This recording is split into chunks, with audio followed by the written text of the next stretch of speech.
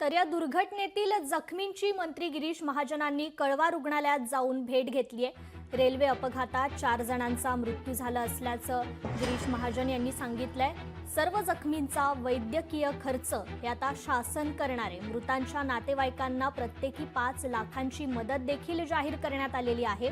या रेल्वे दुर्घटनेची अधिक चौकशी देखील सुरू असल्याचं गिरीश महाजन यांनी सांगितलंय। 7 रुग्ण या ठिकाणी आहेत, पण ते आउट ऑफ डेंजर आहेत, ते फ्रॅक्चर आहेत, पण ते आज उद्यामध्ये त्याच्यावर काय शस्त्रक्रिया असेल ती शस्त्रक्रिया होईल। ज्यांना औषधोपचार करायचा आहे तो औषधोपचार केला जाईल आणि त्यानंतर त्यांना घरी पाठवलं जाईल। आणि जे मृत पावलेले आहेत, मला वाटतं 4 ती संख्या आहे, 3 आणि 1 4 ही संख्या आहे मृत पावलेल्यांची। त्या 4 आपण मदत म्हणून त्यांच्या कुटुंबियांना 5-5 लाख रुपये या ठिकाणी जाहीर केलेले आहेत। जे जखमी आहेत त्यांना त्याची ग्रॅव्हिटी बघून त्यांना 50,000, 1 लाख, 2 लाख रुपये दिले जातील। त्याचा सर्व उपचार जो आहे हा शासनाच्या माध्यमातून केला जाईल।